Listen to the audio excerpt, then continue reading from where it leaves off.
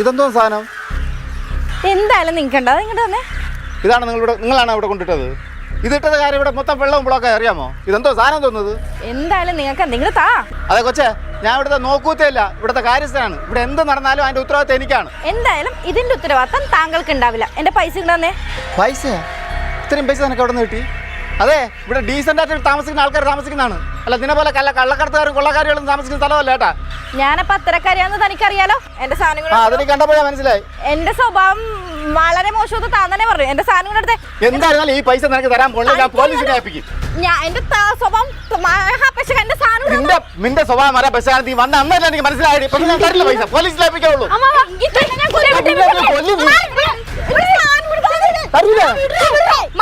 ഇപ്പൊ ഞാൻ തള്ളിക്കണ ഇയാളെ താഴെ വിടും. മര്യാദന്റെ സാധനം തരാൻ പറ. അമ്മാവന്റെ അല്ലാത്തല്ലേ കൊടുത്തേക്ക് അങ്ങോട്ട്. മക്കളെ ഇത് പൈസയാണ് മക്കളെ, കള്ളക്കടത്ത് പൈസ. ഇത് ഇവിടെ വെച്ചിക്കാൻ പറ്റില്ല. സൗകര്യം എനിക്ക് എന്റെ പൈസ തരാൻ പറ.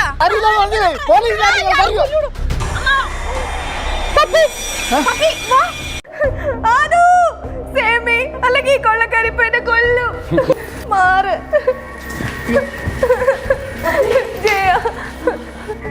അതോ ഞാൻ പറഞ്ഞില്ലേ ഇവിടെ പൊക്കാനായിട്ട് ആൾക്കാർ വരുന്നു.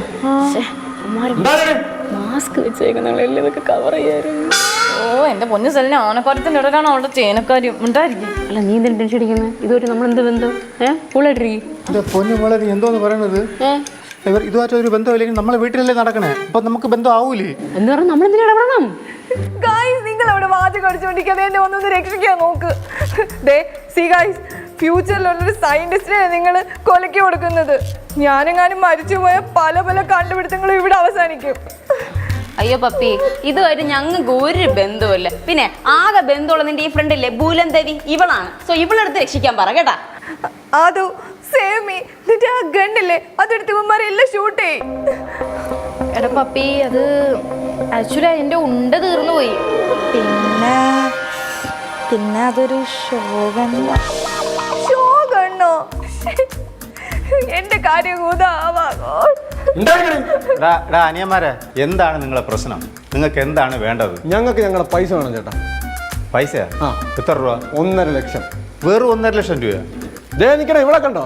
ഇവളുടെ കയ്യിൽ നമ്മൾ 1.5 ലക്ഷം രൂപ എടുത്തപ്പോ 2 ലക്ഷം രൂപയുടെ കള്ളനോട്ടാ നമുക്ക് തന്നത്. തന്നല്ലോ, പിന്നെന്താണോ? എന്റെ ജീവിതത്തിൽ ഇതുവരെ ഇത്ര വൃത്തിയായിട്ട് കള്ളനോട്ട് ഞാൻ കണ്ടിട്ടില്ല. ബ്രോ, കള്ളനോട്ടെന്നൊക്കെ പറയുമ്പോ അത് അങ്ങനെ തന്നെ ആയിരിക്കുമല്ലോ. അതിന് ഇതിനെ ഇട്ട് കെട്ടിവെച്ച് ഇങ്ങനെയൊക്കെ ചെയ്യുന്ന നാണക്കേടാണോ? ഞങ്ങൾ 3 പേരും കൂടെ ചേർന്ന് 50,000 രൂപ വെച്ച് പിരിവിട്ട് ചിട്ടിയെടുത്തുണ്ടാക്കിയ പൈസയാണ്. അതിപ്പോൾ കള്ളക്കടത്തെന്നല്ല, വേറെ ഏത് ബിസിനസ് ആയിരുന്നാലും 3 പേര് തുടങ്ങിയാൽ ഒരുപോലെ പൈസ ഇടണം. എന്റെ പൊന്നിയേട്ടാ, ഈ കള്ള് ഞങ്ങൾ തന്ന പൈസ ഉണ്ടോ? ഈ പൈസക്ക് എന്ത് കുഴപ്പം? നല്ല പൈസ അല്ലേ ഇത്? ചേട്ടാ, ഇത് നിരോധിച്ച നോട്ടാണ്.